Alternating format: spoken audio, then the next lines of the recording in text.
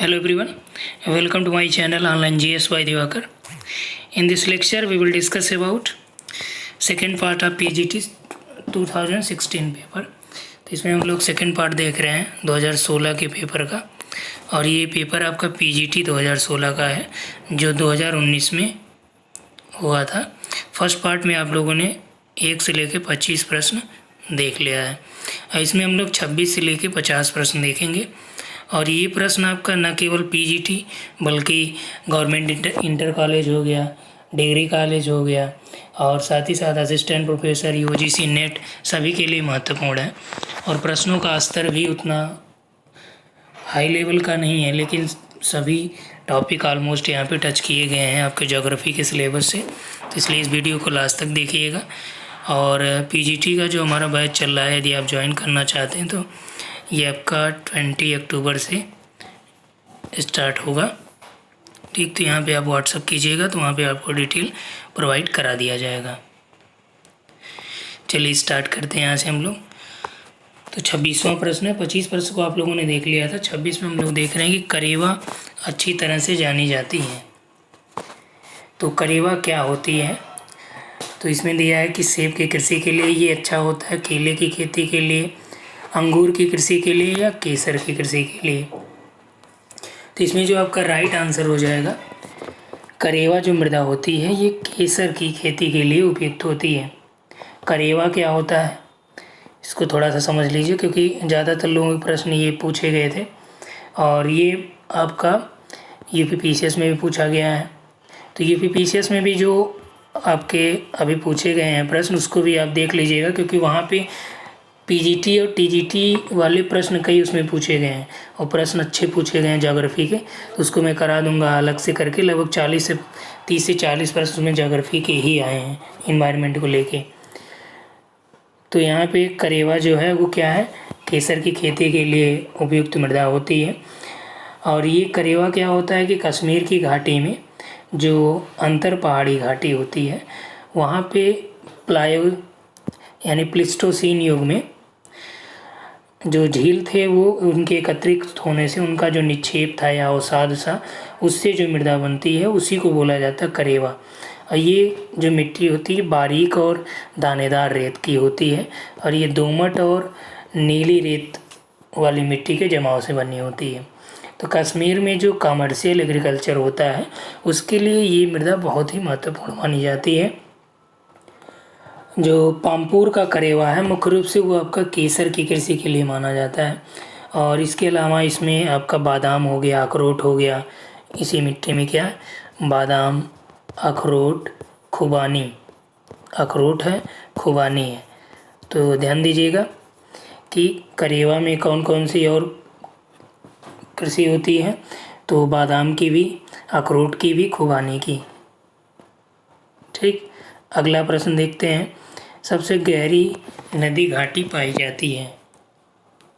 सबसे गहरी नदी घाटी पाई जाती है भागीरथ और भागीरथी और अलकनंदा में, या फिर मंदाकिनी और अलकनंदा में, या नर्मदा और तापी में, या यमुना एवं चंबल में। तो सबसे गहरी घाटी कहाँ पे पाई जाती है? तो राइट आंसर क्या हो जाएगा यहाँ पे, भागीरथी और अलकनंदा में सबसे गहरी घाटी पाई जाती है। ठीक, भागीरथी और अलकनंदा में। प्रायद्वीपीय भारत में नर्मदा, तापी और माही ये दोनों मुख्य नदियाँ हैं, और ये किधर की तरफ बहती हैं, पश्चिम की तरफ बहती हैं। माही आप देखते हैं कि कर्क रेखा को 2 बार काटती हुई बहती है, जो कि पश्चिम की ओर ये सब बहती हैं, और ये क्या करती हैं, एस्चुअरी का निर्माण करती हैं। चंबल आप जानते हैं, और यमुना। तो चंबल की सहायक नदी कौन सी है? चंबल सहायक नदी है यमुना की। नर्मदा, तापी दोनों भ्रंश घाटी में बहने वाली नदियां हैं। अब आपको यहाँ पे बताना ये है, भागीरथी और अलकनंदा के मिलने के स्थल को क्या कहते हैं? मंदाकिनी और अलकनंदा जहाँ मिलती हैं यानी इनके संगम को क्या बोलते हैं? कमेंट में बताइएगा आप लोग। तो एक हम आपको सिंबल के तौर पे बता दे रहे हैं। ठीक, DAB। देवप्रयाग जो है अलकनंदा और भागीरथी। ये ट्रिक है, मैं बताऊंगा आपको जब पढ़ाऊंगा पूरा डिटेल में। तो ये ट्रिक है कि डी से क्या हो गया, देवप्रयाग। ठीक, अलकनंदा और भागीरथी कहाँ पे, देवप्रयाग में है। ठीक, रुद्रप्रयाग कहाँ है, मार। ट्रिक है ये, तो इसको मैं नहीं बताऊंगा। तो यहाँ से आप अंदाज़ा लगा सकते हैं कि मार क्या है और इन दोनों का संगम स्थल क्या है। ये हमने ट्रिक इसका बता दिया, अब आपको पता करना है कि क्या है। ठीक, तो हिंट दे दिया हमने। अगला देखिए, डूरंड रेखा कौन से देशों को अलग करती है। डूरंड रेखा कौन से देश को अलग करती है, भारत पाकिस्तान, भारत अफगानिस्तान, भारत चीन, या फिर चीन और रूस। तो सही उत्तर यहाँ पे क्या हो जाएगा आपका, डूरंड रेखा किसको अलग करती है, तो ये आपका भारत और अफगानिस्तान के बीच लगती है। ठीक, भारत पाकिस्तान मैकमाहोन हो गया, सॉरी रेड क्लिफ हो गया, भारत चीन मैकमाहोन हो गया, और चीन रूस के बीच का ये आप बताएंगे क्या नाम है इसका, या नाम है या कि नाम नहीं है। अगला है भारतीय मानक समय रेखा 82.5 डिग्री, किस राज्य से होकर नहीं जाती है, महत्वपूर्ण है ये। किस राज्य से नहीं जाएगी, आंध्र प्रदेश, छत्तीसगढ़, मध्य प्रदेश, तमिलनाडु। तो किससे नहीं जा रही है, सही उत्तर यहाँ पे आपका हो जाएगा तमिलनाडु। 82.5 डिग्री जो रेखा है ये भारत के कितने राज्यों से होके जाती है, 5 राज्यों से होके जाती है, जिसमें ध्यान रखिए यूपी है, एमपी यानी मध्य प्रदेश है, आंध्र प्रदेश है, छत्तीसगढ़ है और उड़ीसा है। ठीक, कितने हो गए, 1 2 3 4 5। ठीक, और एक बात और ध्यान रखिए यहाँ पे, कर्क रेखा भारत कितने से होके जाती है, 8 राज्यों से होके जाती है। मानक रेखा ये 5 राज्यों से होके जाती है। ये दोनों एक दूसरे को कहाँ पे काटती हैं, तो छत्तीसगढ़ में एक दूसरे को काटती हैं। समझ में आई बात, यानी कि कर्क रेखा इधर से हो गई और भारतीय मानक समय रेखा इधर से आ रही है, ये दोनों काट कहाँ रही हैं, छत्तीसगढ़ में। अगला है, यह कथन किसका है कि मुझे पदार्थ दो और मैं पूरी दुनिया का निर्माण कर दूं। किसने कहा कि मुझे पदार्थ दो, मैं पूरी दुनिया का निर्माण कर दूं। तो इसमें जो सही आंसर हो जाएगा, Chamberlain, gym Jefferies, Immanuel Kant, Laplace. तो राइट आंसर क्या हो जाएगा, इमैनुअल कांट। कांट ने कहा कि मुझे पदार्थ दो, मैं उससे पूरी दुनिया का निर्माण कर दूंगा। कांट चूँकि एक दार्शनिक थे और ये जर्मन दार्शनिक थे। 1755 में इन्होंने एक संकल्पना दी थी, वायव्य राशि संकल्पना। कौन सी संकल्पना थी, वायव्य राशि संकल्पना थी। 1755 में इसे इन्होंने दिया था और ये किसके नियम से आधारित थी, तो कांट ने न्यूटन के जो गुरुत्वाकर्षण का नियम है उसी पर इसको आधार बनाया था। अगला है मार्मरा सागर। प्रश्न है कि मार्मरा सागर जोड़ता है किसको, अजोग के साथ काला सागर को, एजियन सागर के साथ काला सागर को, एड्रियाटिक के साथ भूमध्य को, बाल्टिक के साथ उत्तरी सागर को। तो राइट आंसर यहाँ पे क्या हो जाएगा, एजियन सागर के साथ काला सागर को जोड़ता है। तो मार्मरा सागर एजियन सागर के साथ काला सागर को जोड़ता है और यह टर्की के पास स्थित है। टर्की को क्या बोला जाता है, यूरोप का रोगी, चूँकि ये एशिया और यूरोप दोनों पार्ट में आता है। यूरोप का दक्षिण पश्चिम भाग में और एशिया का पश्चिमी भाग में ये आता है। समझ में आई बात। टर्की के उत्तर में क्या है, काला सागर है, पश्चिम में क्या है, एजियन और मार्मरा सागर है। यहाँ पे आपका मार्मरा सागर है और इधर आपका एजियन सी है और इसके दक्षिण में जो है भूमध्य सागर है, यानी मेडिटेरेनियन सी है। ठीक, तो ये जब मार्मरा हो गया और ये आपका क्या हो गया, काला सागर हो गया, ये एजियन सागर हो गया, तो आप यहाँ से समझ सकते हैं कि ये किसको किसको जोड़ेगा, एजियन सागर को काला सागर से जोड़ेगा। ठीक, अगला है बॉम्बे से कहाँ जाने के लिए स्वेज नहर से होकर नहीं गुजरना पड़ेगा। अलेक्जेंड्रिया, सुएज और पोर्ट सईद, बेगांजी। तो बॉम्बे से कहाँ जाने के लिए आपको सुएज का मार्ग, सुएज नहर नहीं पार करना होगा। तो देखिए यहाँ पे सही उत्तर आपका हो गया सुएज। बॉम्बे से जो समुद्र मार्ग से सुएज जाने के लिए सुएज नहर को पार करने की आवश्यकता नहीं है, क्योंकि सुएज ही इस नहर का प्रारंभिक यानी दक्षिणी पॉइंट है। समझ में आया? यहाँ से देखिए सुएज नहर में क्या है, ये पोर्ट सुएज है, इधर पोर्ट सईद है। ठीक, तो जब यहाँ से मान लीजिए आप मुंबई यहाँ पे है, ठीक, इंडिया में मुंबई यहाँ, सॉरी यहाँ पे ऊपर, तो जब यहाँ से आप यहाँ जाएंगे, पोर्ट सईद जाएंगे, तब सुएज नहर को पार करना पड़ेगा। लेकिन जब आप इसके आगे वाले पे ही पहुँच जाइए तो कहाँ से आपको इधर से जाने की आवश्यकता ही नहीं है, तो इसलिए आपका पोर्ट सुएज। तो इस प्रश्नों को सॉल्व करने के लिए आपको इन प्रश्नों के बारे में जानकारी होनी चाहिए ऑप्शन के, कि इन ऑप्शन में जो इसका लोकेशन है वो कहाँ पे है।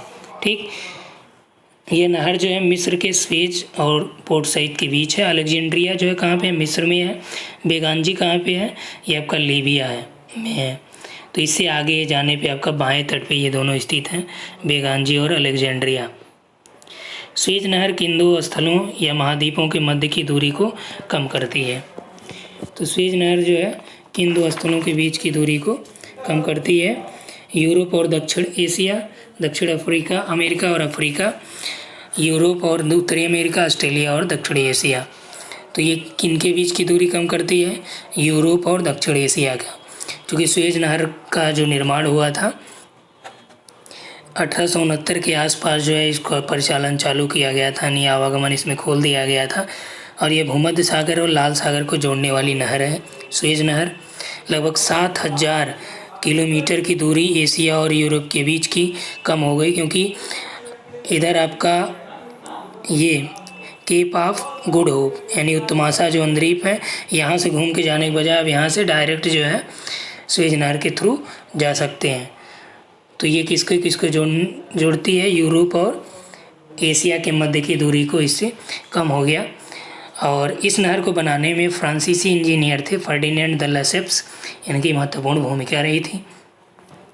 ठीक, और विश्व की सबसे बड़ी कृत्रिम नहर जो है यहीं पे बनाई गई है। तो सुएज नहर कहाँ पे है? सिनाई प्रायद्वीप में है और विश्व की सबसे बड़ी नहर है। अगला है, किस फसल की खेती के लिए जल जमाव की आवश्यकता होती है? तो आप जानते हैं चाय, काफ़ी, चाय में जल की मात्रा तो होती है अधिक, लेकिन ये यहाँ पे जमाव नहीं होना चाहिए। इसीलिए आप देखते हैं चाय के बागान कहाँ पे होते हैं? पहाड़ी ढालों पे होते हैं, ताकि यहाँ पे जल का जमाव न हो पाए। जल जमाव की आवश्यकता किस में होती है? धान में होती है। ठीक, धान में जल जमाव होने से क्या होता है, मान लीजिए ये धान के पौधे हैं, तो यहाँ तक जल जमाव होने से यहाँ खरपतवार भी नहीं जमते और यहाँ पे एक लेयर भी जम जाती है, तो जो इसके लिए फ़ायदेमंद होता है। कौन सी फसल सबसे अधिक देशों में उगाई जाती है?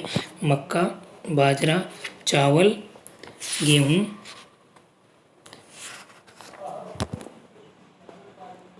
तो यहाँ पे देखिए जो आपका सही उत्तर हो जाएगा वह है मक्का।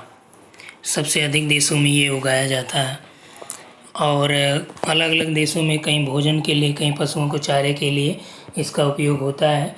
तो मक्का के बारे में यूएसए में कहा जाता है कि मक्का जो है वहाँ पशुओं को यानी जानवरों के खुर से टकराकर मंडी तक पहुँचती है, यानी कि वहाँ पे इतना ज़्यादा मक्का प्रोडक्शन होता है, इसलिए ये स्टेटमेंट वहाँ पे बोला जाता है। अगला है, निम्नलिखित परिस्थितियों में से गेहूं की अच्छी खेती के लिए कौन सा युग्म सही है?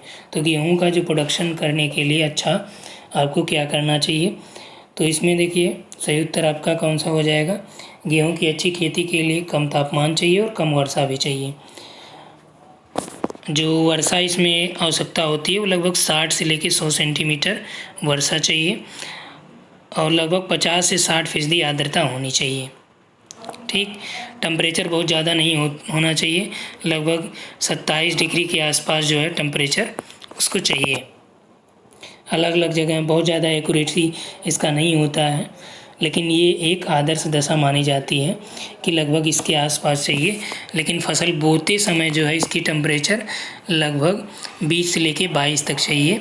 अब देखिए ये आपका कौन सी फसल है, रबी की फसलों के अंतर्गत शामिल किया जाता है। और इसकी बुआई आपका कब होता है, अब देखिए आपका अक्टूबर चल रहा है तो अक्टूबर नवंबर यानी नवंबर से चालू की जाती है, ठीक। और इसकी कटाई वही आपका मार्च अप्रैल में हो जाती है। तो नवंबर के आसपास आप देखेंगे जो टेम्परेचर अपने यहाँ का होता है लगभग 20 से 30 के बीच में रहता है।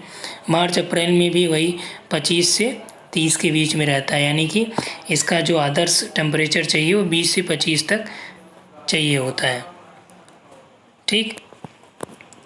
तो इसमें राइट आंसर डी हो जाएगा। अगला है कौन सी फसल अंतर्राष्ट्रीय व्यापार में कुल उत्पादन की दृष्टि से कम है, चावल, कॉफ़ी, रबर और गेहूँ। तो इसमें देखिए अंतर्राष्ट्रीय व्यापार में कुल उत्पादन की दृष्टि से कम है कौन सा, चावल है।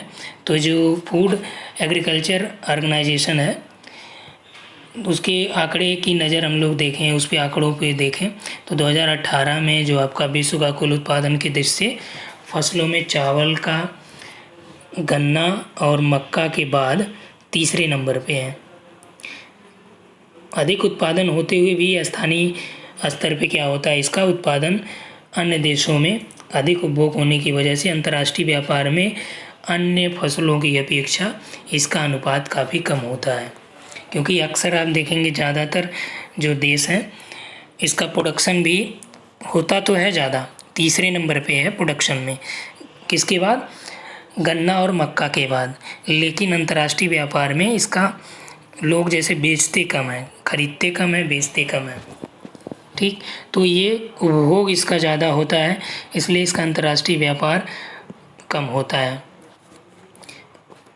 कम होने का तात्पर्य ये नहीं कि डिमांड बढ़ी तब तो सप्लाई बढ़नी चाहिए, डिमांड बढ़ेगी तो सप्लाई हाइक करनी चाहिए, लेकिन ऐसा नहीं है। क्योंकि मान लीजिए आपके यहाँ जैसे इंडिया में ही हम लोग देखते हैं तो प्रोडक्शन तो चावल का होता है, दक्षिण भारत में तो चावल बहुत होता है, लेकिन वहाँ पे लोग चावल ही ज़्यादा खाते हैं। तो लोग जितना प्रोडक्शन करते हैं अपने अकॉर्डिंग वहाँ पे करते हैं, इसलिए ज़्यादातर इसका अंतर्राष्ट्रीय व्यापार में उत्पादन की दृष्टि से महत्व कम है। अगला है निम्न में से गहन खेती की क्या विशेषता होती है। ये देखिए आपका प्रश्न कई बार पूछा गया है, आपके यूजीसी नेट की परीक्षा में भी ये प्रश्न पूछे गए हैं, तो इसलिए आप इसको थोड़ा ध्यान से देखिएगा कि गहन कृषि के लिए जो प्रमुख विशेषता क्या होती है। तो यहाँ पे दिया श्रम का अधिक उपयोग होता है, तो गहन कृषि में श्रम का अधिक उपयोग होता है। आबादी का उच्च घनत्व होता है, तो आबादी भी जहाँ अधिकतम होती है उच्च घनत्व वाली वहाँ पे गहन कृषि होती है। स्वामित्व का छोटा आकार होता है, नहीं, मशीनरी पर जोर इसमें दी जाती है गहन कृषि में। गहन कृषि यानी कि इसे बोलते हैं इंटेंसिव फार्मिंग, तो कृषि उत्पादन की ऐसी प्रणाली जिसमें उपलब्ध भूमि में अधिक श्रम, पूंजी, उर्वरक, कीटनाशक या मशीनरी का अत्यधिक उपयोग करके अधिक प्रोडक्शन पे बल दिया जाता है। समझ में आई बात, चूँकि वहाँ पे पॉपुलेशन ज़्यादा होती है और एरिया उसके अपेक्षा कम होता है, तो इसलिए जो है यहाँ पे भूमि की उपलब्धता पर अधिक आबादी के खाद्यान्नों की उपलब्धता सुनिश्चित करना प्रमुख लक्ष्य होता है। तो सही उत्तर यहाँ पे आपका हो जाएगा 1, 2 और 4 यानी बी। अगला है निम्न में से किस कोयले का उपयोग मुख्य रूप से लौह अयस्क को पिघलाने में किया जाता है। तो कौन से कोयले का उपयोग लौह अयस्क को पिघलाने में होता है, एंथ्रासाइट, बिटुमिनस, लिग्नाइट या फिर पीट। किस प्रकार के कोयले का उपयोग होता है, तो यहाँ पे जो आपका राइट आंसर हो जाएगा, तो यहाँ पे सही उत्तर आपका हो जाएगा बिटुमिनस। क्या हो जाएगा, बिटुमिनस। बिटुमिनस कोयले का मुख्य रूप से लौह अयस्कों को पिघलाने के लिए किया जाता है, क्योंकि इसमें सल्फर की मात्रा बहुत कम होती है, जिसके कारण ये पर्यावरण प्रदूषणों में को बढ़ाता भी नहीं है और कार्बन की भी मात्रा उसकी अपेक्षा कम होती है एंथ्रासाइट की। अगला है कौन सा कोयला खनन करने में मुश्किल लाता है यानी मुश्किल होता है, एंथ्रासाइट, बिटुमिनस, लिग्नाइट, पीट। तो सही उत्तर यहाँ पे क्या हो जाएगा, एंथ्रासाइट। एंथ्रासाइट जो कोयला है ये अच्छी किस्म का कोयला होता है। इसका रंग बहुत ज़्यादा काला होता है, इसमें कार्बन की मात्रा लगभग 90+ होती है और ये वाष्पशील पदार्थों की मात्रा यहाँ पे नगण्य होती है। एंथ्रासाइट जो कोयला है ये पृथ्वी के सबसे पुराने जो भूगर्भिक संरचना होती है वहाँ से प्राप्त होता है, इसीलिए इसका खनन करना बहुत कठिन होता है। अगला है, कौन सा देश यूरेनियम का सबसे बड़ा उत्पादक है? तो यूरेनियम के प्रोडक्शन में नंबर 1 कौन सा है? ऑस्ट्रेलिया, कजाकिस्तान, कनाडा या नाइजर? ठीक, तो जो यहाँ पे आपका राइट आंसर हो जाएगा,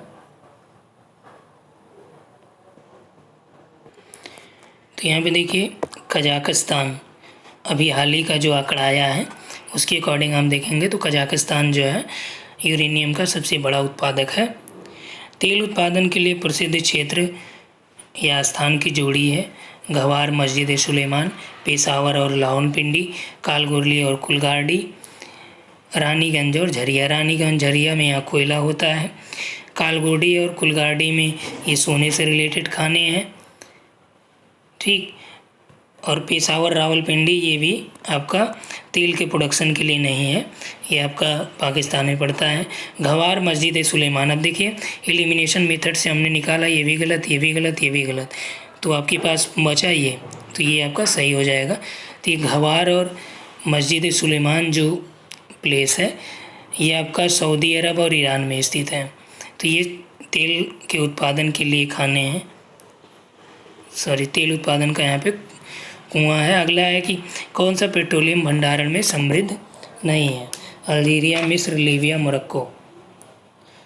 यानी कि पेट्रोलियम कहाँ पे ज़्यादा नहीं पाया जाता है, तो इसमें जो राइट आंसर हो जाएगा आपका मोरक्को है।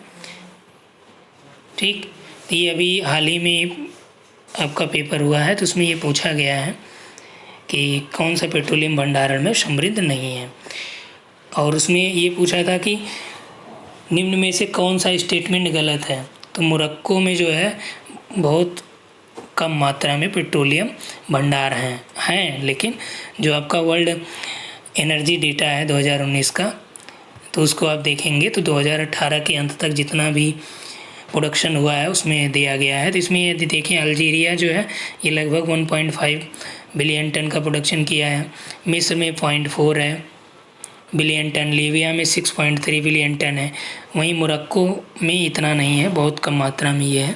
ठीक, अगला है, फसल के लिए उपयुक्त बनाने के लिए किस प्रकार की मिट्टी का इलाज जिप्सम से किया जाता है? क्षारीय मिट्टी का, अम्लीय मिट्टी, जलाक्रांत या अतिरिक्त मृदा की साथ मिट्टी? तो यहाँ पे जो आपका राइट आंसर हो जाएगा क्षारीय मृदा है। तो मिट्टी में कैल्शियम और पोटेशियम की जो प्रचुर मात्रा होती है उसी के कारण मिट्टी क्षारीय हो जाती है और फसल उत्पादन में उपयुक्त नहीं रह जाती है, और इसका क्षारीयपन दूर करने के लिए इसमें जिप्सम या चूना मिलाया जाता है। ठीक, तो उसके बाद जो इसमें गन्ना, चावल, कपास, गेहूँ, तंबाकू आदि की उपज पैदा की जाती है। मुख्य शिकार वाले जानवर कौन से हैं? मछली और समुद्री शेर, रेंडियर और व्हेल, मछली और कैरिबू और कस्तूरी लोमड़ी। तो मुख्य जो शिकार वाले जानवर हैं वो मछली और कैरिबू है। कैरिबू को रेंडियर ही कहा जाता है। ठीक, तो ये शिकार वाले जानवर हैं। रेंडियर या कैरिबू पृथ्वी से सुदूर जो आपका आर्कटिक या इलाका वहाँ पे पाई जाती है, और एक प्रकार का ये हिरण टाइप का भी या हिरण की ही प्रजाति होती है रेंडियर। ये तो पेड़ों के पत्ते यानी खाने के लिए पेड़ों के पत्तों के साथ अपने सींग, चूहे तथा छोटी मछलियाँ या पक्षियों के अंडे भी ये खाते हैं।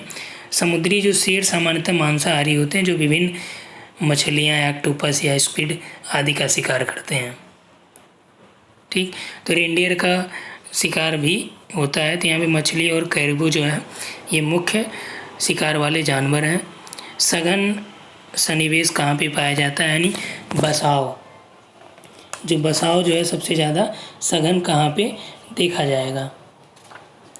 तो दिया है रेगिस्तान में, पर्वतीय क्षेत्रों में, सागरीय तटीय में, जलोढ़ मैदानों में। तो कहाँ पे सर्वाधिक सघन देखा जाएगा, सागरीय तटीय में या फिर रेगिस्तान में। तो यहाँ पे देखिए रेगिस्तान है नहीं, पर्वतीय है नहीं। अब आती है बात सागर तटीय मैदान में और जलोढ़ में।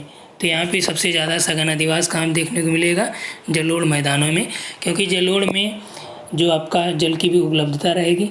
जलोढ़ क्या होता है, मैदान जो नदियों के द्वारा लाई गई उपजाऊ मिट्टी का जमाव वहाँ पे होता है, वही इसकी उर्वरता बहुत ज़्यादा होती है।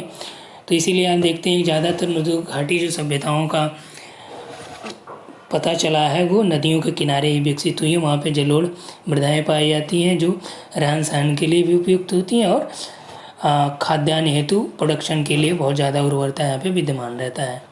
ठीक, तो इसलिए सही उत्तर आपका डी हो गया।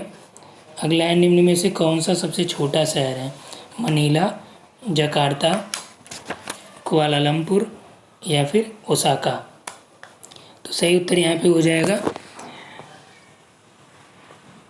कुआलालंपुर। तो कुआलालंपुर में यदि आप देखें तो वर्ल्ड सिटी जो 2018 के अनुसार जनसंख्या का डेटा है, तो यहाँ पे लगभग 75 लाख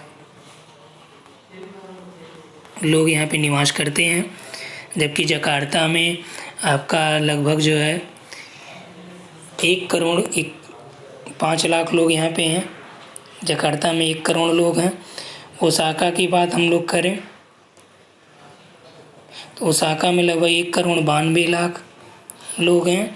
मनीला में आपका 1,34,00,000 लोग निवास करते हैं। तो सबसे छोटा शहर जो हो गया पॉपुलेशन की दृष्टि से वो कौन सा हो गया, कुआलालंपुर हो गया है। ठीक, तो राइट आंसर सी हो गया। अब आप लोग कमेंट में बताएंगे कि क्षेत्रफल की दृष्टि से कौन है विश्व की लगभग। अब देखिए यहाँ पे जो आयोग का आंसर था ये यही था, कुआलालंपुर। अब यहाँ पे सबसे छोटा शहर की बात की जा रही थी। 2 चीज़ें आपका समझ में आएगा, एक तो क्षेत्रफल में, दूसरा पॉपुलेशन में। ठीक, तो आयोग ने जो आंसर लगाया पॉपुलेशन की दृष्टि से लगाया था, तो आप लोग क्षेत्रफल की दृष्टि यहाँ से निकाल सकते हैं, अलग अलग एरिया इसका। अगला है, विश्व की लगभग 50% जनसंख्या किस अक्षांश के बीच रहती है, 5 से 20, 20 से 40, 40 से 60 या फिर 20 से 40। अब देखिए ये साउथ में है, दक्षिणी अक्षांश में है, तो ये होगा नहीं। 5 डिग्री से 20 डिग्री नॉर्थ, ये होगा नहीं। अब जो आपका कन्फ्यूज करेगा ये है 20 से लेके 40 और 40 से लेके 60। ये देखिए हमने जो प्रैक्टिस सेट कराया था तो उसमें अभी आपको कराया है यूजीसी नेट का जो प्रैक्टिस सेट चल रहा था 10 सेटों का, तो उसको भी हमने यहाँ पे कराया है। और जो आपको यूजीसी नेट का क्रैश कोर्स कराया गया था तो पॉपुलेशन वाला, उसमें आपको कराया गया है। तो यहाँ पर देखिए जो सही उत्तर हो जाएगा 50% जनसंख्या 20 से लेके 40 के बीच रहती है। ठीक, 40 से 60 के बीच जो जनसंख्या है लगभग 10 से लेके 15% या 20% के आसपास जनसंख्या यहाँ पे पाई जाती है टोटल विश्व के संदर्भ में। अगला है, तो नेक्स्ट यहाँ पे दिया है कि प्राचीन शिकारी पशु संसाधन की आपूर्ति और पैदावार के बीच संतुलन बनाए रखते हैं। आधुनिक शिकारियों ने पर्यावरण को गंभीर रूप से नुकसान पहुंचाया है। एस्किमोज तेजी से शिकार करना छोड़ रहे हैं। तो इसमें जो आपका सही उत्तर हो जाएगा, तीनों सही हैं। ठीक, प्राचीन काल की बात हम लोग करें कि जब अधिक क्षेत्र पे वन हुआ करते थे तो प्राचीन जो शिकारी थे अपने शिकार के लिए पशु संसाधनों की आपूर्ति और पैदावार को संतुलन बनाए रखते थे। लेकिन जैसे ही वर्तमान का आधुनिक काल में हम लोग जीने लगे और हम लोग जैसे जैसे खेती करने सीख लिए तो उसके बाद जो है संतुलन में गड़बड़ी आई, यानी कि ज़्यादातर लोग जो आप जानते हैं कि झूमिंग कृषि यानी ट्रांसफार्मिंग एग्रीकल्चर का प्रचलन बढ़ गया धीरे धीरे। प्राचीन काल में जबकि ऐसा नहीं था, जो पशु संसाधन की आपूर्ति और पैदावार के बीच उस समय संतुलन था। ठीक, आधुनिक शिकारियों में पर्यावरण को गंभीर रूप से नुकसान पहुंचाया है। तो जो वन्य जीव हैं उसका शिकार होने से पारिस्थितिकी और पर्यावरण पे काफ़ी नुकसान पहुंचा है। एस्किमो जो जनजातियां हैं ये पारंपरिक रूप से शिकारी और मछुआरे तो रहे ही हैं, लेकिन आधुनिक युग में वहाँ पे विस्थापन हो रहा है और सामाजिक सुविधाओं का विकास भी हो रहा है, तो इसलिए वो अभी तेज़ी से शिकार करना छोड़ रहे हैं। तो राइट आंसर आपका 1, 2 और 3। इनमें से कौन सा सुमेटिक जनजाति नहीं है? अरबी, मिस्रवासी, ईरानी, यहूदी। तो कौन सा सुमेटिक जनजाति के अंतर्गत नहीं शामिल किया जाता है? तो इसमें जो आपका राइट आंसर हो जाएगा, तो यहाँ पे जो आपका राइट आंसर हो जाएगा सेमेटिक जनजाति नहीं है, तो ईरानी लोग जो है सेमेटिक नहीं है। सेमेटिक जो है ये मध्य पूर्व में उत्पन्न हुई मानव जातियों कहा जाता है जो सामी भाषा को मातृभाषा के रूप में मानते हैं। और ये सेमेटिक जो जनजाति है इसमें आपका अरबी हो गया, यहूदी हो गया, मिस्र में रहने वाले लोग इसमें शामिल किए जाते हैं। ठीक, तो जनजाति वाला जो पार्ट है जिसमें हम लोग देखेंगे तो इसका पूरा देखेंगे। अलग अलग टाइप की जनजातियाँ होती हैं, जैसे सकाई जनजाति, सेमयाट्स हो गया, या सुमेटिक टाइप के लोग। ठीक, तो इस वीडियो में इतना ही। 25 प्रश्न ही हम लोग इसमें देखेंगे सेकेंड पार्ट में। तो ये वीडियो यदि पसंद आया होगा तो आप अपने मित्रों तक शेयर करना मत भूलिएगा, और कमेंट और लाइक करना एकदम मत भूलिएगा। और 20 अक्टूबर से जो क्लासेस चालू हो रही हैं आपका पीजीटी का, तो उसमें आपको पूरा जो आपका सिलेबस है उस पर नोट्स प्रोवाइड कराया जाएगा, साथ ही साथ उसका वीडियो रहेगा। वीडियो के बाद जो है जो टीजीटी में और पीजीटी में दोनों का लगभग सिलेबस एक ही है। टीजीटी पीजीटी में जो प्रश्न आपका अलग अलग यूनिट से आए रहेंगे उसको भी वहाँ पे मैं प्रोवाइड कराऊँगा। ठीक, और साथ ही साथ प्रैक्टिस सेट भी आपका वहाँ पे कराया जाएगा। Thanks for watching.